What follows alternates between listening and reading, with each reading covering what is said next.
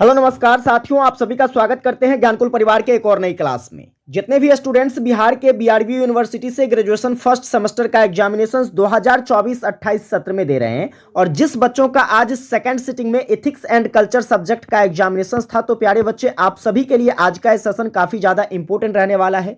इसके साथ साथ देखिए तो ये क्लास उन सभी स्टूडेंट्स के लिए भी इंपॉर्टेंट रहेगा जिसका अभी तक एग्जामिनेशन नहीं हुआ है, क्योंकि बहुत सारी यूनिवर्सिटियां जिसका एग्जाम कंडक्ट कराना अभी बाकी है, तो वो बच्चे भी आज के इस क्लास को जरूर ध्यान से देखिएगा यदि आपका एथिक्स एंड कल्चर सब्जेक्ट है तो। क्योंकि आज के इस क्लास में जो यहां पर क्वेश्चंस पूछे गए थे, जितने भी ऑब्जेक्टिव क्वेश्चन पूछे गए थे, उसका मैं 100% आपको सही आंसर की डिस्कस करके बताने वाला हूं, जहां से जो बच्चे एग्जाम दिए हैं मैच कर सकते हैं 10 में से उसने कितना क्वेश्चन सही बनाया है। और जिस बच्चों का एग्जामिनेशन नहीं हुआ है वैसे बच्चे अपने एग्जामिनेशन के लिए अच्छे तरीके से प्रिपरेशन कर सकेंगे। तो आइए हम लोग सेशन को कंटिन्यू करते हैं। एक बार आप लोगों ने सेशन को शेयर नहीं किया है तो अपने सभी फ्रेंड्स को जरूर शेयर कर देना ताकि सारे बच्चे क्लास को ज्वाइन कर सके। सेशन को लाइक नहीं किए हैं तो लाइक करके, और आप भी चैनल पर नए हैं तो सब्सक्राइब करके नोटिफिकेशन बेल को जरूर ऑन कर लीजिएगा ताकि आने वाली जो हमारी क्लास होगी ये आपको टाइम से मिल सकेगा। देखिए अब क्वेश्चंस की बात करते हैं तो क्वेश्चंस प्यारे बच्चे काफी इजी क्वेश्चंस पूछा गया था। जैसे कि देखो सबसे पहले ऑब्जेक्टिव क्वेश्चन पूछा गया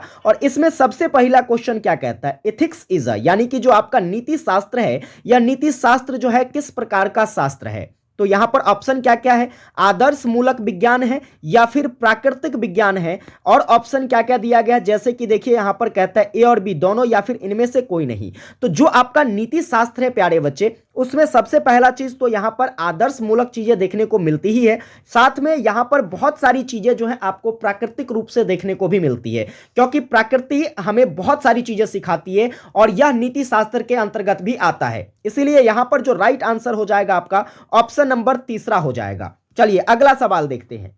आपका जो नेक्स्ट नंबर क्वेश्चंस कह रहा है कि नैतिकता किससे संबंधित है। ठीक है, नैतिकता की बात करते हैं प्यारे बच्चे, तो नैतिकता जो है आपके पशु व्यवहार से बिल्कुल संबंधित नहीं होता है, क्योंकि पशुओं के पास जो है कोई भी नैतिक गुण होता ही नहीं है। उसको क्या सही है क्या गलत है इसकी कोई जानकारी नहीं होती है। इसीलिए यहां पर जो राइट आंसर हो जाएगा आपका क्या हो जाएगा, मानव व्यवहार से। ऑप्शन नंबर जिसने भी दूसरा यहां पर सही किया है उसका बिल्कुल सही है। ठीक है, चलिए अगला सवाल देखते हैं। आपका जो नेक्स्ट नंबर क्वेश्चन यहां से पूछा गया बच्चे कि सर्वोदय प्रतिपादित किया गया है। ठीक है, सर्वोदय नाम की एक पुस्तक है प्यारे बच्चे, और यह पुस्तक जो है किसके द्वारा प्रतिपादित किया गया है, तो ये आपके गांधी जी के द्वारा। ठीक है, और सर्वोदय बात करेंगे तो सर्वोदय एक योजना भी है, समझ गए ना, इसलिए याद रखिएगा सर्वोदय नाम का एक पुस्तक भी है और साथ में सर्वोदय नाम की एक योजना भी है, जिसको किसके द्वारा प्रतिपादित किया गया, तो महात्मा गांधी जी के द्वारा प्रतिपादित किया गया। तो राइट आंसर क्या हो जाएगा आपका, ऑप्शन नंबर दूसरा हो जाएगा। चलिए अगला सवाल देखते हैं। कहता है कि निष्काम कर्म जो है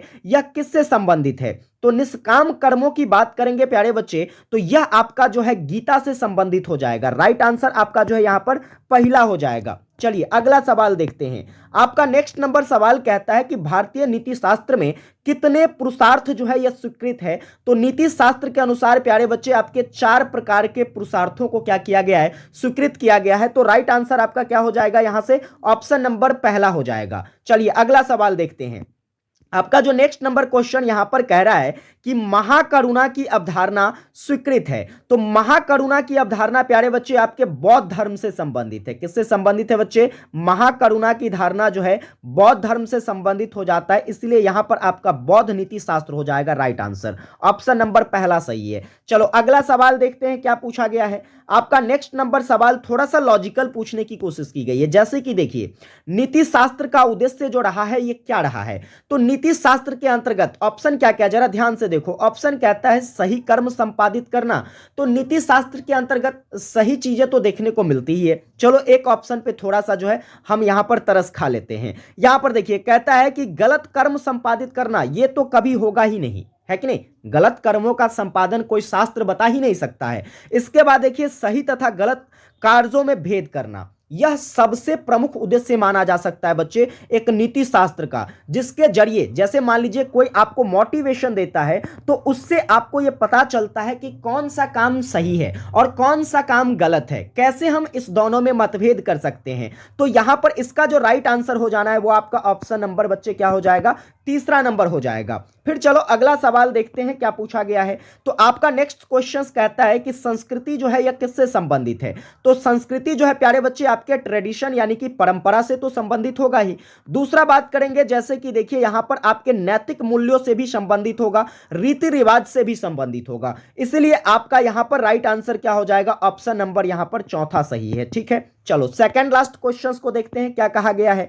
तो अगला नंबर क्वेश्चन कहता है कि अहिंसा जीवन का परम मूल्य है। क्या पूछा गया बच्चे, अहिंसा जीवन का परम मूल्य है, किसके द्वारा यह स्वीकृत किया गया है। तो अहिंसा जीवन का परम मूल्य है, यह गांधी जी ने स्वीकारा था। ठीक है, राइट आंसर क्या हो जाएगा बच्चे, यहां पर ऑप्शन नंबर पहला हो जाएगा। अब देखो क्वेश्चन सेट करने वाले ने जो है बड़ा दिमाग लगा के क्वेश्चन को सेट किया है और हर एक क्वेश्चन में लगभग देखने को मिलता है कि इनमें से कोई दो। अब ऐसी स्थिति में बच्चे जो है समस्याएं पैदा हो जाती है।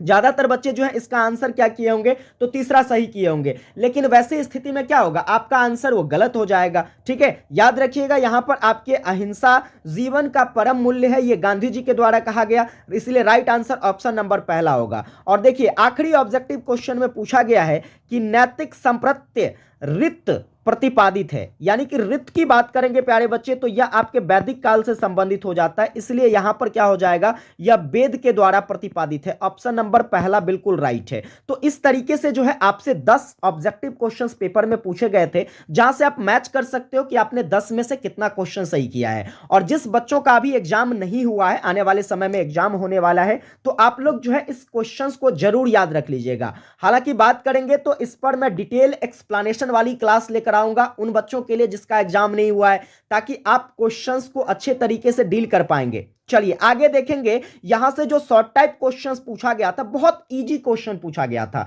और इसमें कई सारे क्वेश्चंस ऐसे हैं जो आने वाले एग्जाम में भी पूछा जा सकता है। जैसे कि पहला क्वेश्चंस को ले लिए, कहता है कि नैतिक संप्रत्तियों से आप क्या समझते हैं। ठीक है, नैतिक संप्रत्तियों से आप क्या समझते हैं, इसकी विवेचना करना था। और ये क्वेश्चंस प्यारे बच्चे आने वाले एग्जामिनेशंस में भी काफी ज्यादा इंपॉर्टेंट रहेगा, तो जिसका पेपर नहीं हुआ है वो बच्चे भी नैतिक संप्रत्ति जरूर पढ़ लीजिएगा। ठीक है, चलिए अगला सवाल देखते हैं, भारत की संस्कृति पर एक संक्षिप्त टिप्पणी। तो आप लोगों भी ध्यान रखिएगा जिसका एग्जाम नहीं हुआ है, भारत की सभ्यता और संस्कृति, या फिर कहे तो विशेष रूप से भारत के संस्कृति के बारे में आप जरूर पढ़ लेना, क्या भारत की संस्कृतियां रही है। वसुधैव कुटुंबकम पर संक्षिप्त टिप्पणी करना, ये आने वाले एग्जाम के लिए भी इंपॉर्टेंट रहेगा। हालांकि वसुधैव कुटुंबकम की बात करते हैं तो इसका शाब्दिक अर्थ होता है संपूर्ण विश्व क्या है, तो एक है। ठीक है, संपूर्ण विश्व हमारा मेहमान है, सभी एक हैं। चलिए आगे देखेंगे, अगला सवाल पूछा गया है कार्य संस्कृति पर संक्षिप्त टिप्पणी करें। यह भी बड़ा ही इंपॉर्टेंट क्वेश्चंस रहेगा। तो कहीं ना कहीं जितने भी क्वेश्चंस यहां से पूछे गए हैं,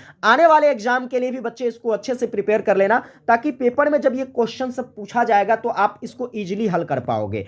आगे देखेंगे कुछ और शॉर्ट टाइप क्वेश्चन, जैसे कि दया क्या है, इसकी विवेचना करें, तो इसको भी आप लोगों को पढ़ लेना। ये 6 क्वेश्चन में से 4 क्वेश्चन बनाना था और मैं उम्मीद करूंगा कि जिस बच्चों ने एग्जामिनेशन दिया है वो अच्छे तरीके से क्वेश्चंस को डील किए होंगे। एक बार बच्चे कमेंट करके बताना आप लोगों का आज का पेपर कैसा गया। ठीक है, आइए आगे बढ़ते हैं। देखिए लॉन्ग टाइप क्वेश्चंस में क्या पूछा गया है।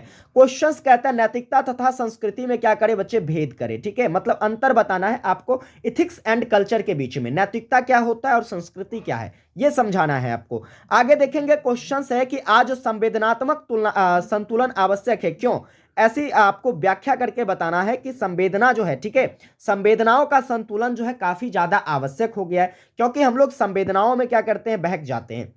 बहुत सारी ऐसी संवेदनाएं जो हमारे आंतरिक रूप से उत्पन्न होती है, वैसी स्थितियों में बच्चे क्या होता है, तो हम एक गलत डायरेक्शन में भी जा सकते हैं, और कुछ संवेदनाएं ऐसी है जो हमें सही डायरेक्शन में ले जाती है कि नहीं। तो आज के समय में जो है संवेदना का संतुलित होना बहुत आवश्यक हो गया है। क्यों हो गया है, इसके बारे में आपको बताना है। चलिए आगे देखेंगे क्वेश्चन क्या पूछा गया है बच्चे। अगला क्वेश्चन कहता है कि काम तथा अर्थ की अवधारणा को भारतीय नीति शास्त्र के आलोक में क्या करे, विवेचना करे। ठीक है, फिर देखो स्टार लगाइएगा ये क्वेश्चन जिसका आने वाला है अब एग्जाम। ठीक है, भारतीय संस्कृति में दर्शन की भूमिका 100% क्वेश्चन पूछा जाएगा, कान खोल के सुन लो। अगर नहीं तैयारी करोगे तो फिर तुम हमको नहीं कहना कि सर आपने बताया नहीं क्वेश्चन, है कि नहीं। तो आप पढ़ लीजिए इसको निश्चित तौर पे। इसके बाद साधन और साध्य पर निबंध लिखिए। ये भी इंपॉर्टेंट रहेगा क्वेश्चन। तो कुल मिलाकर जो क्वेश्चंस पूछे गए थे बिल्कुल मॉडरेट टाइप के क्वेश्चंस थे, ना तो काफी ज्यादा हार्ड क्वेश्चंस था और ना ही काफी ज्यादा इजी क्वेश्चंस था, जो कि शॉर्ट टाइप और लॉन्ग टाइप में जो पूछे गए थे। ऑब्जेक्टिव तो बिल्कुल इजी था। अब आप लोग कमेंट करके बताइएगा जिस बच्चों ने एग्जामिनेशन दिया आज का पेपर आपका कैसा रहा। विशेष अगर आज का ही सेशन आपको हेल्पफुल लगता है, चैनल पर नए सब्सक्राइब नहीं किए तो सब्सक्राइब करके नोटिफिकेशन बेल को ऑन कर लीजिएगा। सेशन को लाइक नहीं किए तो लाइक करके अपने सभी दोस्तों को जरूर शेयर करना। विशेष मुलाकात करेंगे आप लोगों के साथ नेक्स्ट सेशन में, तब तक के लिए जय हिंद।